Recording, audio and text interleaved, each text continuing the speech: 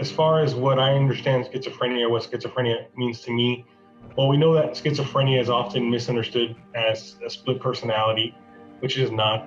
If there is any split involved, it's a split from reality, which was very true to me. He was also away at college. Very important that the onset of schizophrenia sometimes is while they are away at college. So you're separated from your loved one anyway. And without those guardian angels, I don't think we'd be where we are right now. And when I say guardian angels, I'm talking about the one friend in college that thought to call me and say, do you know what's going on? I think there were also early signals such as struggling academically in school. Up until middle school, I had been basically a straight A student. In high school, I still did well, mostly B's and some A's, but there were a couple classes I didn't succeed in, and then those troubles became even more pronounced in college, where I began to fail some classes and things like that. From a caregiver's perspective or a mother's perspective, I can tell you that it begins with just a very gradual change in personality and a total gradual decompensation. And by that, I mean irrational thoughts. He's no longer thinking correctly. I would say he lost his filter, because the first symptom is truly you lose your filter. You say things you wouldn't ordinarily say.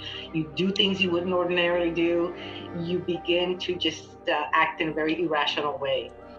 When I was in the throes of psychosis, I would say there was a complete lack of insight and self-awareness about what was occurring. If you had asked me at that time how I was doing, or I told you I was fine or that I was doing great, but I had a little realization of the disease that I was going through.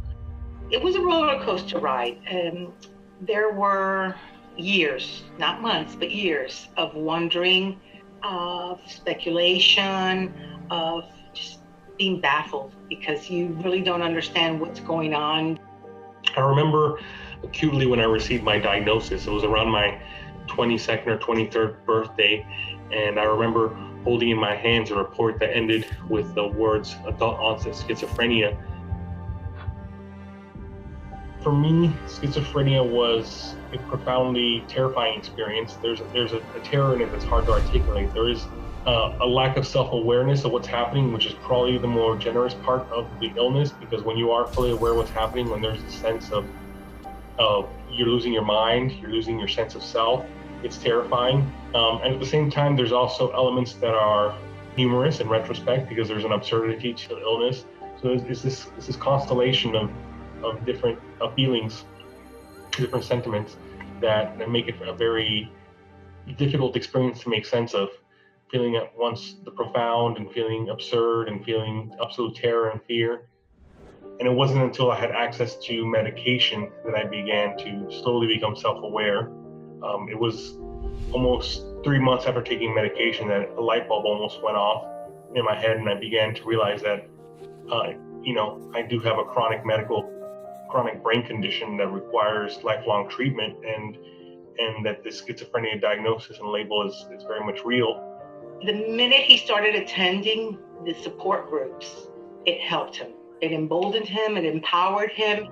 I've been able to make sense of my experience of schizophrenia primarily through service to others and other people in the community, and helping them, and becoming myself a mental health professional and understanding it from a scientific and medical based perspective, and becoming myself an advocate, advocating for reform of our mental health care system.